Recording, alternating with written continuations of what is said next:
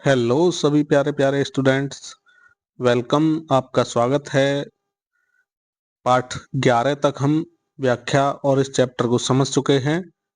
कक्षा 6 की विज्ञान की बुक है। आज शुरू करते हैं अध्याय 12, पृथ्वी से परे। केवल आपको जो पृथ्वी दिखती है यही नहीं है, पृथ्वी से परे भी बहुत कुछ है।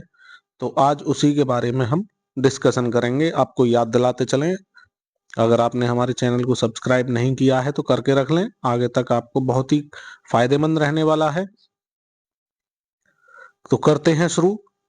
नुब्रा लद्दाख का एक रमणीय क्षेत्र है। यहाँ के एक गांव में 11 वर्ष की एक बालिका यांगडोल और उसका जो जुड़वा भाई है दोरजे, वे रहते हैं। आपको लद्दाख का एक क्षेत्र नुब्रा नजर आ रहा होगा, आपने भी देखा होगा। उन्हें उनके परिवेश के गगनचुंबी पर्वत शिखरों और हिमनदों से तो प्रेम है, लेकिन जगमगाते तारों से भरे रात्रि आकाश को देखना उन्हें सबसे अधिक प्रिय है। ये रात का सीन है, देखो कितना प्यारा लग रहा है। नुब्रा में मौसम लगभग बादल रहित रहता है, यानी बादल नहीं रहते वहां पर। यहाँ वायु प्रदूषण एवं वायु के साथ साथ प्रकाश प्रदूषण ना के बराबर होने के कारण रात में आकाश में बहुत स्पष्ट दिखाई देता है। यांगडोल और दोरजे एक के बाद एक कई रातों तक तारों का अवलोकन करते रहते हैं, यानी उन्हें देखते रहते हैं और असीम विस्मय का अनुभव करते हैं। विस्मय का मतलब एक तरह से चमत्कार जैसा जो फील होता है, अचंभे से में देखते रहते हैं। बचपन से ही यांगडोल एवं दोरजे अपने परिवार के बड़े सदस्यों से तारों के संबंध में रोचक कहानियां सुनते आए हैं। उन्होंने सुना है कि प्राचीन काल में साफ आकाश के कुछ विशिष्ट तारे नुब्रा से होकर जाने वाले कारवां के लिए दिशा सूचक, इसका मतलब दिशा दिखाने वाले का भी काम करते थे। दोनों बच्चे सोचते रहते हैं कि तारे न जाने कितने बड़े हैं और कितनी दूर हैं। उन्हें तारों के बीच कुछ ऐसे पैटर्न ढूंढने में आनंद आता है जो उन्हें कुछ परिचित वस्तुओं की याद दिलाते हैं। क्या आपने भी रात्रि में आकाश में तारों को देखकर उन्हें किसी प्रकार की काल्पनिक रेखाओं से जोड़ने की कोशिश की है, जैसे हम बिंदुओं और रेखाओं को जोड़कर चित्र बनाते हैं? आइए बिंदुओं को जोड़कर पैटर्न बनाएं। रात्रि आकाश में जो एक भाग है उसमें चमकीले तारों को दर्शाया गया है। इसका ध्यानपूर्वक आप अवलोकन करें। चित्र के माध्यम से इसमें तारों के एक समूह द्वारा बने हुए पैटर्न की कल्पना कीजिए। तारों को रेखाओं द्वारा जोड़िए और पैटर्न बनाइए। आपके द्वारा बनाए गए पैटर्न से मिलते जुलते जंतु या किसी वस्तु का विचार आपके मन में आया, उसका नाम अपने पैटर्न के पास लिख कर रख लीजिए और यही चरण आप दोहराते रहिए। और फिर एक रोचक कहानी भी सोच सकते हैं। आपने जो पैटर्न बनाया उसकी तुलना अपने मित्रों द्वारा बनाए गए पैटर्न से कीजिए। जैसे ये तारे हैं तो इन्हें एक दूसरे से जोड़कर कुछ ना कुछ बनाने की कोशिश कर सकते हैं। ठीक है, अपनी कहानी दूसरों को सुनाइए और उनकी कहानी आप सुनिए। क्या आपके और आपके साथियों के पैटर्न, नाम और कहानी अलग अलग हैं? अगर ऐसा है तो क्या यह रोचक बात नहीं लगती आपको? आगे, तारे और तारामंडल। क्या हमें केवल मनोरंजन के लिए तारों के पैटर्न की पहचान करते हैं या इनका कोई उपयोग भी है? ये स्टूडेंट हैं आपके सामने, अपने मन में एक जिज्ञासा आई इनके। आप भी ऐसा ही कुछ सोच सकते हैं। हमें रात्रि आकाश में अनेक तारे दिखाई देते हैं, कुछ चमकीले होते हैं, कुछ धुंधले भी होते हैं। तारे स्वयं के प्रकाश से चमकते हैं। कुछ तारों के समूह ऐसे पैटर्न बनाते हुए प्रतीत होते हैं जिनकी आकृतियां कुछ जानी पहचानी वस्तुओं से भी मिलती जुलती हैं। बहुत समय पूर्व जब रात्रि आकाश का अवलोकन हमारे पूर्वजों का एक प्रमुख मनोरंजन साधन हुआ करता था, उन्होंने तारों के इस पैटर्न की पहचान जंतुओं, वस्तुओं और कहानियों के पात्रों के रूप में की थी।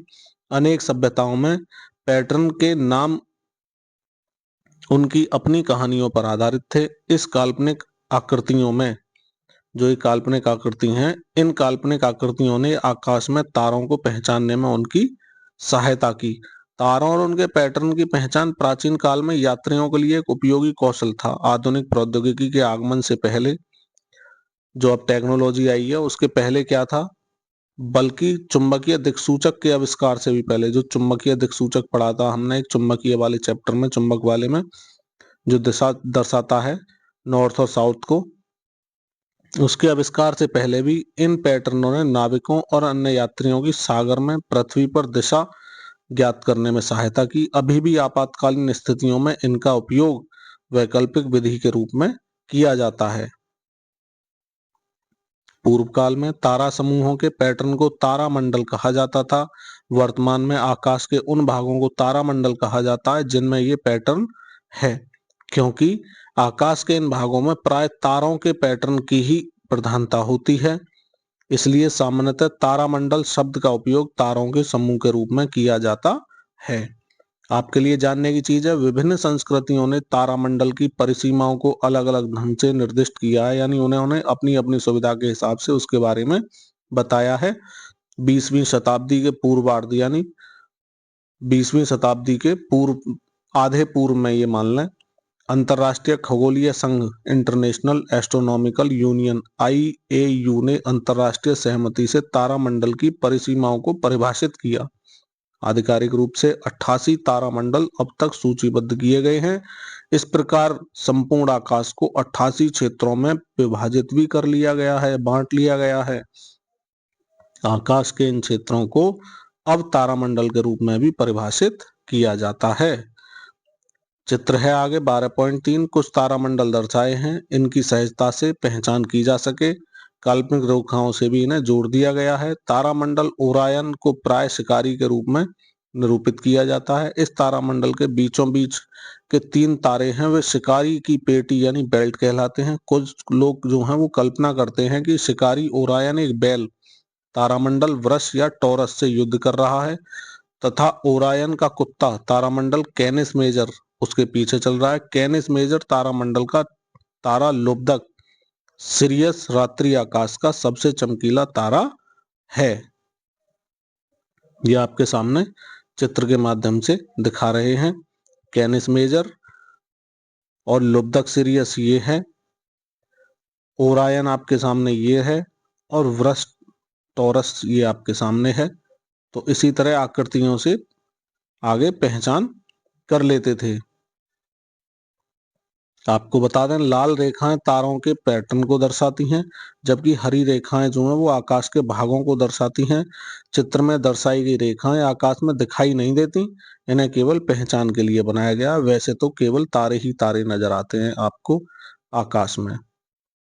आगे देखें, एक और तारामंडल है आपके सामने, कैनिस मेजर, लुब्धक ये दिखाया ही है, आर्द्रा बीटल जूज कह देते हैं, ओरायन ये है ही है, रोहिणी अल्डेबरान आपके सामने है, वृष ये दिखा दिया, कृतिका प्लायोडिज यहां पर दिखा दिया। भारतीय खगोल शास्त्र में नक्षत्र शब्द का उपयोग किसी तारे या तारामंडल के लिए किया जाता है, जैसे आर्द्रा नक्षत्र ओरायन तारामंडल में बीटलजूज नाम का तारा है। कृतिका नक्षत्र किसे कहते हैं? वृष तारामंडल में प्लायोडिज नाम का एक तारा समूह है, इसे कहते हैं। अल्डेबरान क्या होता है? वृष तारामंडल में एक तारा है जिसे रोहिणी नक्षत्र के रूप में भी जाना जाता है। आपने भी नक्षत्रों के नाम सुने होंगे। 12.4 एक चित्र है, इसमें तारों के 2 पैटर्न बिग डिपर और लिटिल डिपर दर्शाए गए हैं। इसी चित्र में ध्रुव तारा भी दर्शाया गया है, जो लिटिल डिपर का ही एक अंग है। ध्रुव तारा उत्तर दिशा में अचल यानी चलता नहीं है, जो वो दिखाई देता है, जिसकी सहायता से उत्तरी गोलार्ध में उत्तर दिशा की पहचान की जाती है ध्रुव के साथ। उत्तर दिशा में ध्रुव तारा है जो अचल है, जो चलता नहीं है। सप्तऋषि तारामंडल इस तरह से आपको नजर आएगा। अगर आप ध्यान से आकाश में रात में साफ आकाश जब हो तो जब देखेंगे तो इस तरह से 4 तारे इस तरह से जोड़ दिए जाते हैं और अगले वाले तीनों को इस तरह से कनेक्ट करा देते हैं, तो ये सप्तऋषि तारामंडल कहलाता है। बिग डिपर तारामंडल अर्सा मेजर का अंग है, जबकि लिटिल डिपर तारामंडल अर्सा माइनर में है। भारत में बिग डिपर को सप्तऋषि कहते हैं और जबकि पोल स्टार को ध्रुव तारा कहते हैं, जो एक जगह स्थित रहता है अपनी जगह पर ही। हम रात्रि आकाश में इनमें से कुछ तारामंडलों की पहचान भी कर सकते हैं। तारामंडलों में तारों के साथ जुड़ी सामान्य क्षेत्रीय कहानियों के अतिरिक्त भारत के अनेक वनवासी समुदायों और जनजातियों की भी उनके संबंध में अपनी स्वयं की कहानियां हैं। उदाहरण के लिए सप्तऋषि के वे 4 तारे जो लगभग एक आयत जैसी आकृति अभी आपने देखी बनाते हैं। मध्य भारत की जनजातियां इन्हें दादी माँ की चारपाई के रूप में देखती हैं और ऐसा मानती हैं कि 3 चोर इसे चुरा रहे हैं। जैसे आपके सामने 3 अलग अलग तारे और दिख रहे थे। कोंकण तट के मछुआरे इन्हीं 4 तारों की कल्पना एक नाव के रूप में करते हैं, जिनके अंतिम के 3 तारे उस नाव की ग्रीवा कहलाते हैं, जीव कहलाते हैं, आगे वाला हिस्सा कहलाते हैं।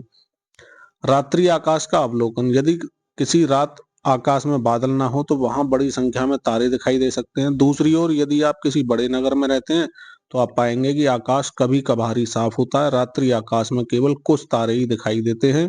यह प्रकाश, प्रदूषण, धुएं और धूल की विद्यमानता के कारण, यानी जब ये सारी चीजें होती हैं, प्रदूषण, धूल और धुआं, तो कुछ ही तारे दिखाई देंगे, ज्यादा नहीं दिखेंगे। रात्रि के समय अत्यधिक कृत्रिम प्रकाश की उपस्थिति को प्रकाश प्रदूषण कहा जाता है। यानी जब रात में कृत्रिम रूप से यानी मानव निर्मित प्रकाश ज्यादा फैलाया जाता है तो उसे प्रकाश प्रदूषण कहा जाता है। गांव अथवा उन क्षेत्रों में जहां प्रकाश प्रदूषण कम होता है वहां बड़ी संख्या में तारे देखे जा सकते हैं। यानी हम अंधेरे स्थान पर बैठे हैं तब तारों को देखें तो ज्यादा अच्छी मात्रा में दिखेंगे। यह भी हो सकता है कि आपका घर ऊंचे भवनों और वृक्षों से घिरा हो, जिसके कारण आप अधिक बड़े क्षेत्र का अवलोकन कर ही ना पाते हो। रात्रि आकाश का सर्वोत्तम जो अवलोकन है, जो देखभाल करेंगे आप, खुले और अंधेरे स्थान से ही देख सकते हैं आप रात के तारे मंडल जो है आकाश को। विश्व स्तर पर क्या प्रकाश प्रदूषण में वृद्धि हो रही है। अतः क्या रात्रि आकाश के पिंडों के अध्ययन और अवलोकन के लिए आनंद में कमी आती जा रही है। विश्व भर में कुछ आकाश वाले संरक्षित क्षेत्र एवं उद्यान स्थापित किए गए हैं।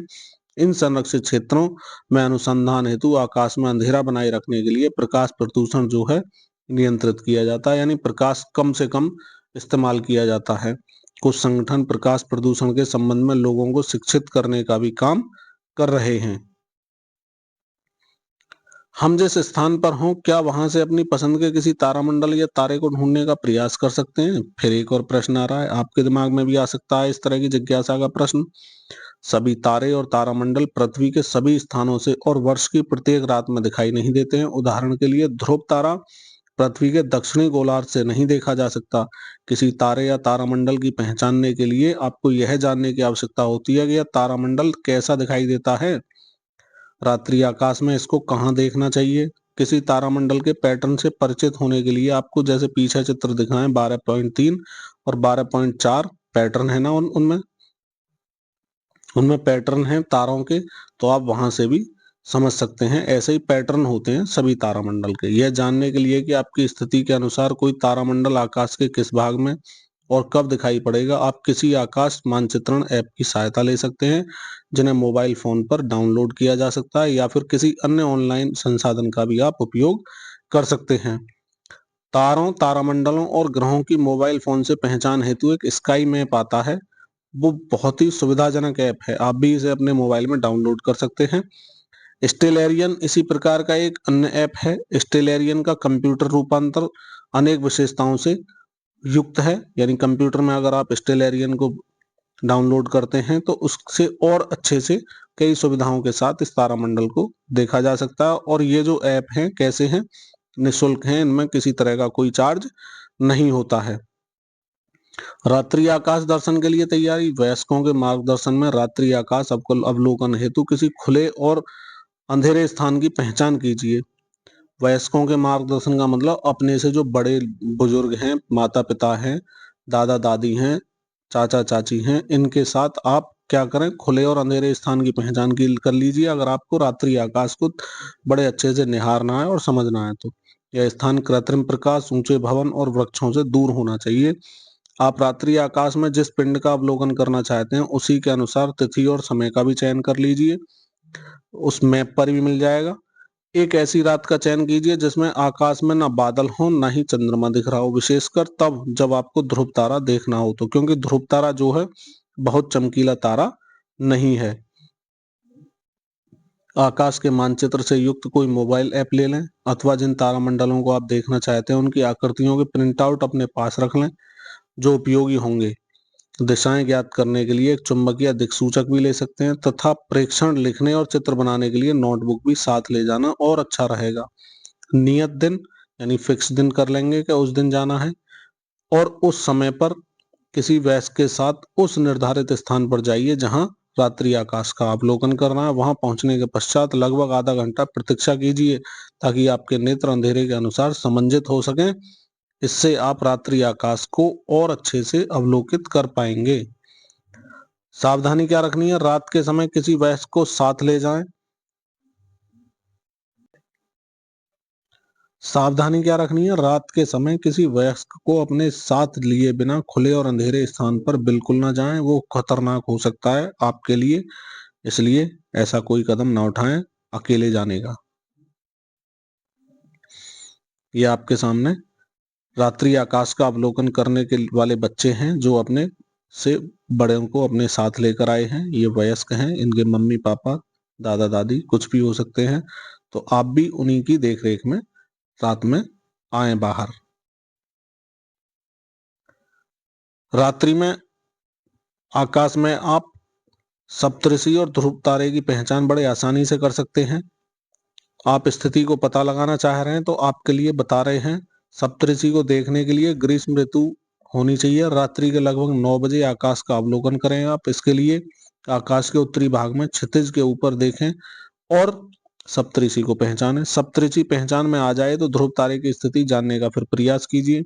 बिग डिपर के कप के अंतिम 2 तारों को देखिए, इन्हें जोड़ने वाली एक सरल रेखा की कल्पना कीजिए। इस काल्पनिक रेखा को उत्तर की ओर आगे बढ़ाते जाइए मन ही मन में। इन तारों के बीच की दूरी के लगभग 5 गुनी दूरी पर इस काल्पनिक रेखा पर एक तारा दिखेगा जो चमकीला नहीं है, लेकिन यही ध्रुव तारा है। इस प्रकार आप रात्रि आकाश में चमकीले तारामंडल ओरायन एवं इसके लुब्धक तारे की भी पहचान कर सकते हैं। आगे एक प्रश्न और जगह के हमारे सबसे निकट का तारा कौन सा है, तो आगे जानते हैं। भारत में ओरायन को ज्यादा अच्छी तरह दिसंबर से अप्रैल महीने में सूर्यास्त के बाद देख सकते हैं, अतः इसी दौरान देखिए। ओरायन के लगभग बीच में एक छोटी सरल रेखा में 3 चमकदार तारे हैं जिनकी कल्पना शिकारी की बेल्ट के रूप में की जाती है। सबसे पहले इन 3 तारों को पहचानिए क्योंकि ओरायन तारामंडल की पहचान का यही सबसे आसान और सरल तरीका है। एक ही रेखा में 3 तारे दिखाई दे रहे हों। एक बार आपने ओरायन को पहचान लिया तो इसके पास वाले स्थित अत्यंत चमकदार तारे लुब्धक को पहचानना आसान हो जाएगा। ओरायन के बीच के 3 तारों से गुजरती हुई एक सरल रेखा फिर से कल्पना कीजिए और इस रेखा के अनुदिश पूर्व की ओर देखिए, वहां पर आपको लुब्धक तारा दिखाई दे जाएगा। अब आते हैं हमारा सौर परिवार। सूर्य एक तारा है, यह हमारे सबसे निकट का तारा है। तो सबसे निकट के तारे की पहचान हो गई। अपने सबसे निकट का तारा कौन सा है? सूर्य। यह गैसों का एक अत्यंत गर्म गोला है। सूर्य अत्यधिक मात्रा में ऊर्जा उत्सर्जित करता है और यही कारण है कि यह इतना चमकदार होता है। ऊर्जा का अधिक से अधिक उत्सर्जन करने के कारण सूर्य 12.6 चित्र है आगे ऊष्मा और प्रकाश दोनों उत्पन्न करता है, जो पृथ्वी पर ऊर्जा का प्रमुख स्रोत भी माना जाता है। सूर्य कितना विशाल है? ये व्यास में यह पृथ्वी से लगभग 100 गुना बड़ा है। फिर भी यह हमें इतना छोटा दिखाई देता है क्योंकि यह पृथ्वी से बहुत अधिक दूरी पर है। आप कोई स्थान चूज कीजिए, देखिएगा अगर वो इस पृथ्वी से दूरी है तो उतना ही छोटा दिखाई देता जाएगा हमें, और उसे नजदीक से देखेंगे तो वो हमें बड़ा दिखाई देता जाएगा। अब आपके सामने उदित होता हुआ सूर्य है, यानी सुबह सुबह का समय जो होता है। पृथ्वी से सूर्य की दूरी लगभग 15 करोड़ किलोमीटर है। यह दूरी एक खगोलीय मात्रक एस्ट्रोनॉमिकल यूनिट या एयू कहलाती है। इसका उपयोग सामान्यतः सौर परिवार में बड़ी बड़ी दूरियों को सुविधापूर्वक व्यक्त करने के लिए मापा जाता है। ये खगोलीय मात्रक होता है। सूर्य को आकाश का सबसे अधिक चमकदार पिंड और पृथ्वी पर प्रकाश एवं ऊष्मा का स्रोत होने के कारण अधिकांश प्राचीन सभ्यताओं में देवता के पद पर भी प्रतिष्ठित किया गया है। आप कल्पना करें अगर सूर्य ना हो तो क्या हो, हमारे पृथ्वी पर जीवन ही असंभव हो जाएगा, नामुमकिन हो जाएगा। सूर्य द्वारा प्रदान की गई ऊष्मा पृथ्वी को ऐसे ताप पर बनाए रखती है जिस पर जीवन संभव हो जाता है। सूर्य का प्रकाश पौधों की वृद्धि यानी पौधों में जो वृद्धि होती है, पौधे खाना तैयार करते हैं, वो सब कुछ किससे पॉसिबल है? सूर्य के प्रकाश से। जो मानव और जंतुओं को भोजन और ऑक्सीजन प्रदान करते हैं पौधे। सूर्य जलवायु, ऋतुओं, मौसम, जलचक्र और पवन का भी कारण है, जो पृथ्वी पर जीवन के संपोषण के लिए अत्यधिक महत्वपूर्ण है। अब क्या समझे? हमारा सूर्य भी एक तारा है। फिर ऐसा कैसे है कि सूर्य हमें बड़ा दिखाई देता है और उसका प्रकाश पूरे आकाश में फैला रहता है, जबकि अन्य तारे रात्रि आकाश में चमकदार बिंदुओं की तरह दिखाई पड़ते हैं और दिन के समय तो ये दिखाई भी नहीं देते, बाकी तारे नहीं दिखाई देते हैं। कारण क्या है? अन्य तारों की तुलना में सूर्य हमारे बहुत समीप है, इसलिए यह अन्य तारों की तुलना में बहुत बड़ा दिखता है। बाकी जो तारे देखे हैं हमने रात्रि आकाश में, वो सूर्य हमारी पृथ्वी से बहुत अधिक दूरी पर है। सूर्य उनकी तुलना में नजदीक है। सूर्य के अतिरिक्त अन्य सभी तारे हमसे बहुत अधिक दूरी पर हैं। वही बात है, वे बिंदुओं जैसे दिखाई देते हैं, यद्यपि इनमें से अनेक तारे सूर्य की तुलना में बहुत बहुत बड़े हैं। दिन के समय सूर्य की चमक के कारण अन्य तारों को देख पाना संभव नहीं हो पाता है। सूर्य के बाद हमारे सबसे निकट का तारा प्रोक्सिमा सेंटाउरी है, जो लगभग कितना 2,69,000 AU की दूरी पर है। इसका तात्पर्य है कि इसकी दूरी सूर्य से हमारी दूरी का लगभग 2,69,000 गुना है। आप कल्पना कर सकते हैं। आकाश में अन्य अनेक पिंड विद्यमान हैं। इनमें से कुछ पिंडों के साथ हमारी पृथ्वी और सूर्य मिलकर सौर परिवार का निर्माण करते हैं। इनमें से अधिकांश पिंड सूर्य के चारों ओर घूमते रहते हैं। किसी पिंड का सूर्य के चारों ओर घूमना क्या कहलाता है? परिक्रमण कहलाता है। क्या आकाश में केवल तारे ही विद्यमान है या फिर अन्य पिंड भी, जिनकी ओर से पृथ्वी अभी तक हमारा ध्यान गया ही नहीं? तो अभी आपके सामने ये पिंड की बात बताई है। इस प्रश्न का उत्तर इसी में है। अब ग्रह क्या होते हैं? आपने भी इनके बारे में सुना होगा। ग्रह एक विशाल और लगभग गोलाकार पिंड होता है जो सूर्य की परिक्रमा करता है। हमारी पृथ्वी भी एक ग्रह है, क्योंकि यह सूर्य के चारों ओर घूमती रहती है। आगे चित्र में देखेंगे। सूर्य की परिक्रमा पूरी करने में पृथ्वी को लगभग 1 वर्ष का समय लगता है। पृथ्वी की ही तरह अन्य ग्रह भी हैं जो सूर्य की परिक्रमा करते रहते हैं। सूर्य की परिक्रमा करने के साथ साथ पृथ्वी अपने अक्ष पर भी घूमती है। अपने अक्ष पर एक बार पूरा घूम जाने में पृथ्वी को लगभग 24 घंटे का समय लगता है, जो एक दिन कहलाता है। इसी वजह से एक दिन में 24 घंटे होते हैं। पृथ्वी की तरह ही अन्य ग्रह भी सूर्य की परिक्रमा करने के साथ साथ अपने अक्ष पर घूर्णन करते हैं, यानी अपने अक्ष पर भी घूमते रहते हैं। इस विषय में और अधिक ज्ञान आप अपनी अगली जो कक्षा आएगी उसमें प्राप्त कर सकते हैं। सूर्य से बढ़ती हुई दूरी के क्रम में सौर परिवार के 8 ग्रह हैं। बुध, शुक्र, पृथ्वी, मंगल, बृहस्पति, शनि। इसे अरुण भी कह देते हैं, ये वरुण है ही है। इसे अरुण का नाम यूरेनस भी दिखा दिया है। सूर्य के सबसे निकट के 4 आंतरिक ग्रह कौन कौन से हैं? बुध, शुक्र, पृथ्वी और मंगल। ये चारों आकाश आकार में छोटे हैं। इनकी सतह ठोस और चट्टानी है। आपके सामने ये हमारे ग्रहों की स्थिति है। ये सूर्य के चारों तरफ क्या कर रहे हैं? चक्कर लगा रहे हैं। बुध, शुक्र, पृथ्वी, मंगल, बृहस्पति, शनि। शनि ये वाला है, अरुण वरुण ये है। शनि की पहचान ये आपको दिख रही होगी। तो और ये इस तरह से कक्षा में क्या करते हैं? चक्कर लगाते रहते हैं और अपने चारों तरफ भी घूमते रहते हैं। क्षुद्र ग्रह की पट्टी दिखा दी है, वो ही मैंने बताया था। बुध, शुक्र, पृथ्वी, मंगल, बृहस्पति, शनि, अरुण और वरुण। ये दूरियों के वास्तविक अनुपात में नहीं दिखाया है, ये केवल आपको दर्शाने मात्र के लिए है। प्राचीन काल से ही बिना किसी प्रकाशिक यंत्र की सहायता के केवल आंख से दिखने वाले ग्रहों के लिए भारत के विभिन्न भागों और भाषाओं में भिन्न भिन्न नामों का उपयोग किया जाता था। उदाहरण के लिए बुध को मरकरी, शुक्र को वीनस, पृथ्वी को अर्थ, मंगल को मार्स, बृहस्पति आपके सामने है ही है, अथवा गुरु को जुपिटर कहते थे। बृहस्पति को गुरु भी कह देते हैं और जुपिटर भी कहते हैं। शनि को सैटर्न भी कहते हैं।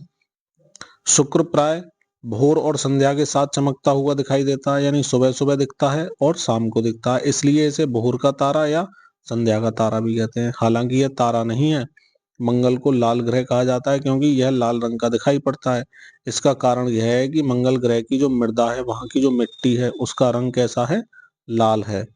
पृथ्वी की सतह का एक बड़ा भाग पानी से ढका है, इसलिए अंतरिक्ष से यह नीले रंग की दिखाई देती है। अगर अंतरिक्ष से देखें तो पृथ्वी कैसे कलर की दिखेगी? नीले कलर की। इस कारण पृथ्वी को क्या कहेंगे? नीला ग्रह भी कहेंगे। सबसे बाहर के 4 ग्रह हैं बृहस्पति, शनि, यूरेनस और वरुण, यानी अरुण और वरुण भी कह सकते हैं। पृथ्वी की तुलना में यह बहुत बड़े हैं, अधिकांशतः गैसों से बने हैं। इन विशाल गैसीय ग्रहों के चारों ओर विशाल चपटी वलयाकार संरचनाएं जो धूल और शैल पदार्थों से बनी हैं। ग्रह अपनी अधिकांश ऊर्जा कहाँ से प्राप्त करते हैं? सूर्य से। जो ग्रह सूर्य से जितनी अधिक दूरी पर होगा, सामान्यतः वह ग्रह उतना ही ठंडा होगा। किसी ग्रह पर यदि वायुमंडल है तो वह ऊष्मा को बाहर जाने से रोकता है, जिसके कारण उस ग्रह के ताप में बड़ा परिवर्तन आ जाता है। इसी कारण से शुक्र ग्रह जो होता है बुध ग्रह की तुलना में सूर्य से अधिक दूरी होने पर उससे अधिक गर्म होता है। आगे पढ़ लेते हैं। प्लूटो नाम का एक अन्य पिंड भी है जो वरुण ग्रह की तुलना में दूर अवस्थित है, सूर्य की परिक्रमा भी कर रहा है। इसका आकार पृथ्वी के चंद्रमा के आकार से भी छोटा है। जब इसकी खोज हुई थी तो इसे सौर परिवार का एक ग्रह कहा गया था, यानी जब 9 ग्रहों को माना जाता था, किंतु बाद में जब इसके जैसे अन्य छोटे छोटे पिंडों की खोज हुई तो अंतरराष्ट्रीय खगोलीय संघ IAU ने 2006 में किसी पिंड को ग्रह कहलाने के लिए आवश्यक शर्तों को पुनः परिभाषित कर दिया। इस परिभाषा के अनुसार प्लूटो सहित इन छोटे पिंडों को अब वामन ग्रह कहा जाता है, ग्रह नहीं कहा जाता है। ग्रहों में सबसे आसान शुक्र ग्रह को पहचानना होता है क्योंकि यह बहुत ही चमकदार होता है। सूर्य और चंद्रमा के बाद शुक्र ग्रह आकाश का सबसे अधिक चमकदार पिंड है। बुध, मंगल, बृहस्पति और शनि को भी बिना किसी प्रकाशिक उपकरण की सहायता के देखा जा सकता है। ये ग्रह इतनी अधिक दूरी पर है कि तारों की तरह चमकते हुए बिंदुओं से दिखाई देते हैं। फिर हम इन ग्रहों और तारों में कैसे भेद करें? ग्रहों के विपरीत तारे अधिक टिमटिमाते हुए महसूस होते हैं, प्रतीत होते हैं, तो आप इससे भी पहचान कर सकते हैं। वर्ष में अधिकतर समय आप शुक्र ग्रह को भोर अथवा संध्या के समय यानी सुबह सुबह या शाम को देख सकते हैं। अगर आप भोर के समय से देख रहे हैं तो सूर्योदय से पहले पूर्व दिशा में देखें। जब सूर्य निकलने का टाइम है तो उससे पहले पहले देखें।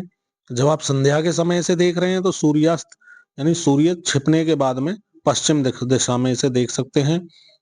जो ग्रह बिना किसी प्रकाशिक यंत्र की सहायता से केवल आंखों से दिखाई नहीं देते, उन्हें देखने के लिए किसका उपयोग करते हैं? अब इसका उत्तर यहाँ पर मिलने वाला है। आकाश के कुछ पिंडों को बिना किसी सहायता के केवल आंखों से देख सकते हैं, किंतु द्विनेत्री दूरबीन बाइनोक्यूलर अथवा दूरदर्शक टेलीस्कोप नामक यंत्र का एक उपयोग करने से अधिक चमकदार और बड़े दिखाई देने लगते हैं। दूरदर्शक यंत्र जो होते हैं ऐसे अनेक धुंधले पिंडों को भी देखने में हमारी सहायता करता है, जो बिना किसी उपकरण के केवल आंखों से नहीं दिखाई देते हैं। आपकी क्या है ये? लाइब्रेरी में मिल सकता है। जब भी आपके क्षेत्र में, लाइब्रेरी नहीं लैब में मिलेगा, ये प्रयोगशाला जो होती है उसमें, जब भी आपके क्षेत्र में कोई रात्रि आकाश दर्शन का कार्यक्रम आयोजित किया जाता है तो आपको दूरदर्शक यंत्र के द्वारा आपका जो आकाश है उसका अवलोकन करने का अवसर जो है वो प्राप्त हो सकता है।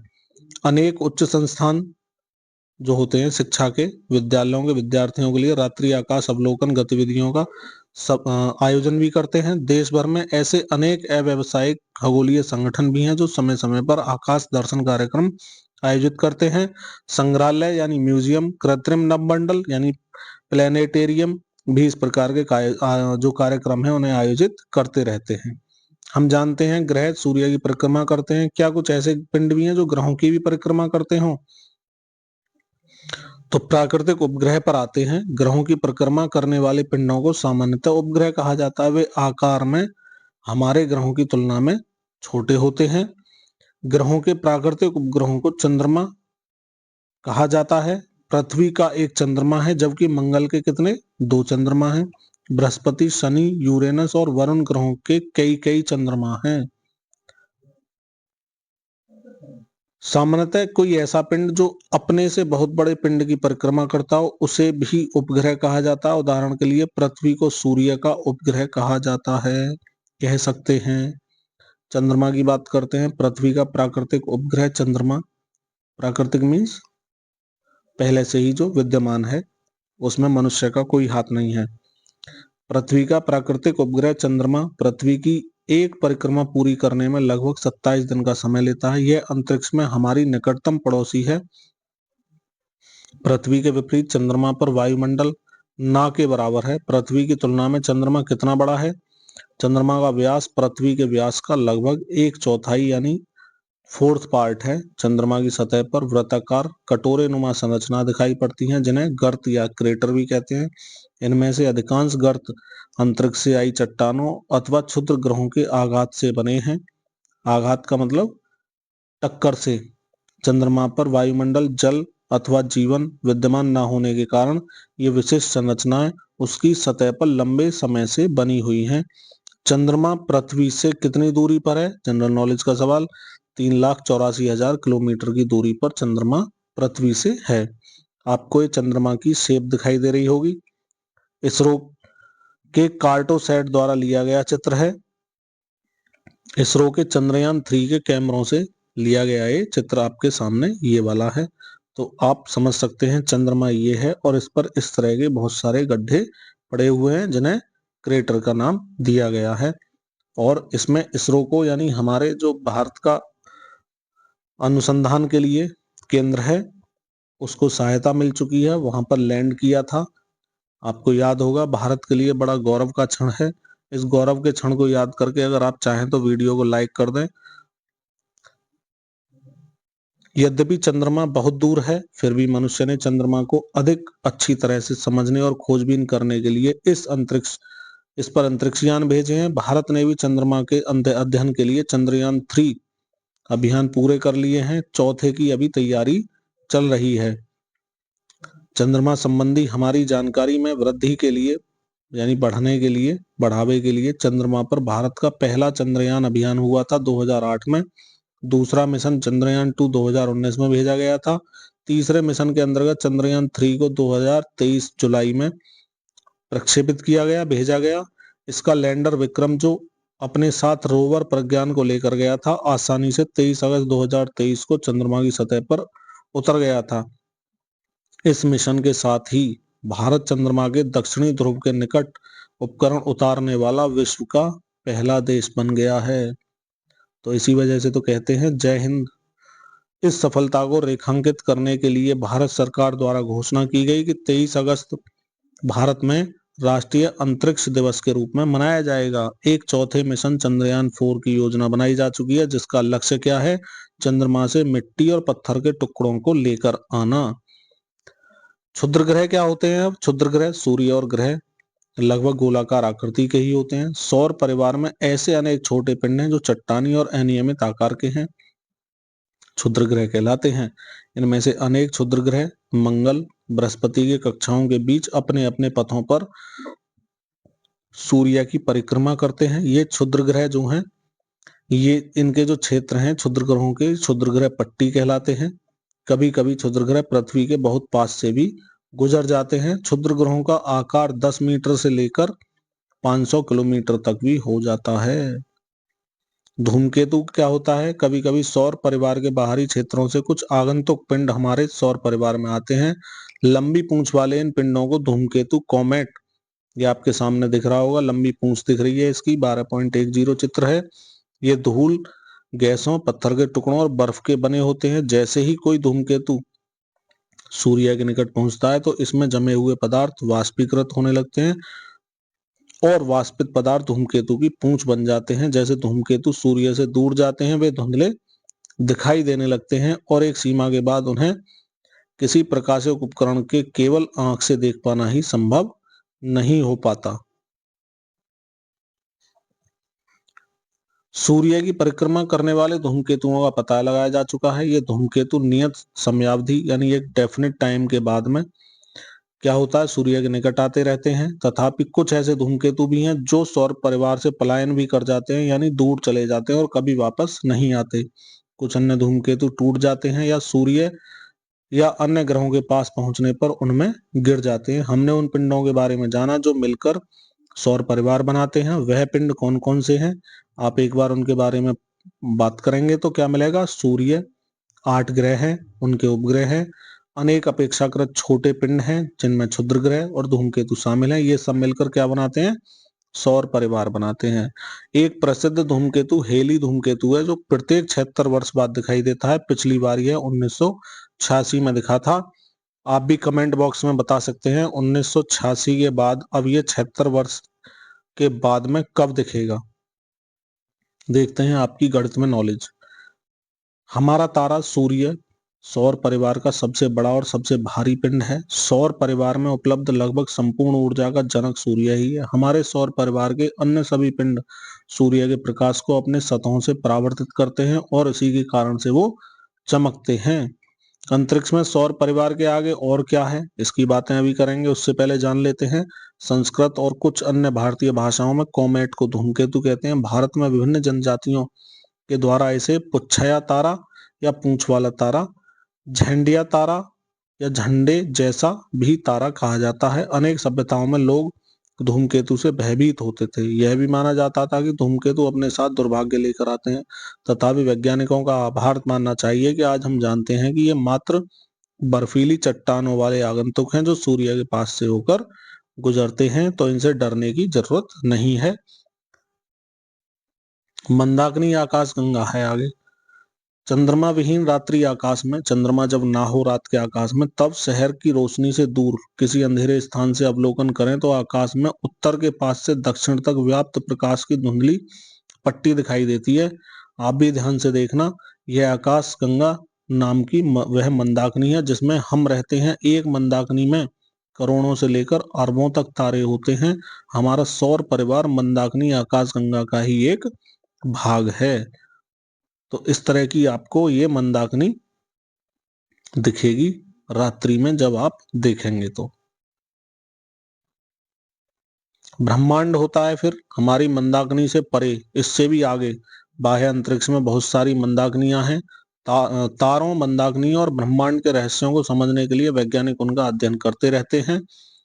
मंदाकिनी आकाशगंगा के परे है क्या, यानी इसके परे क्या है? मंदाकिनी के परे क्या ब्रह्मांड में अन्यत्र कहीं जीवन है? तो पहले तो इसे ही जान रहे हैं कि मंदाकिनी के परे बहुत सारी मंदाकिनियां हैं और मंदाकिनियों के रहस्यों के जानने के लिए क्या करते हैं हमारे वैज्ञानिक, रोजाना कुछ ना कुछ अध्ययन करते रहते हैं।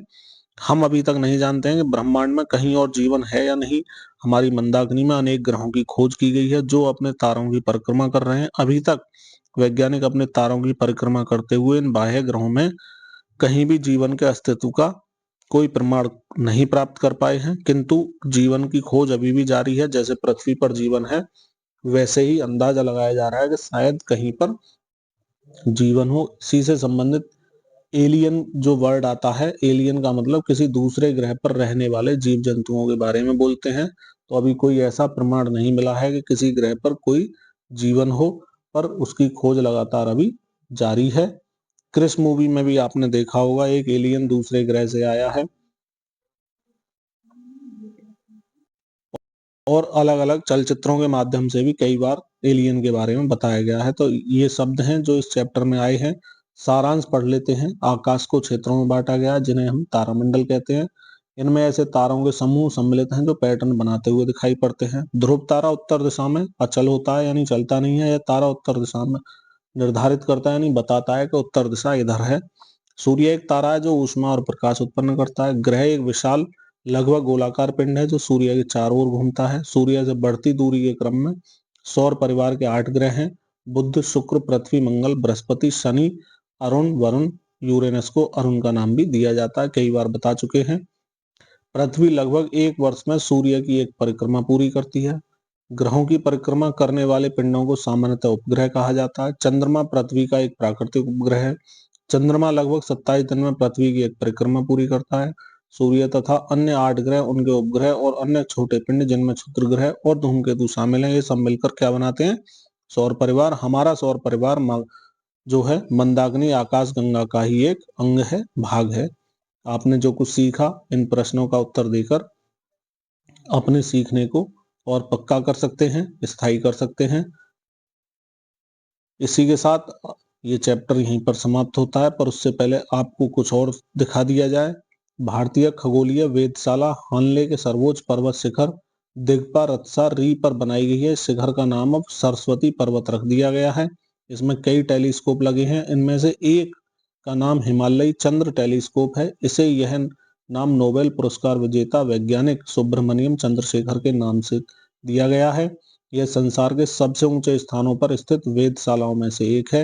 इस वेधशाला के चारों ओर के क्षेत्र को दिसंबर 2022 में हानले डार्क स्काई रिजर्व HDSR घोषित कर दिया गया है। यह रिजर्व संरक्षित क्षेत्र जो वर्ष भर आम जनता के लिए खुला रहता है।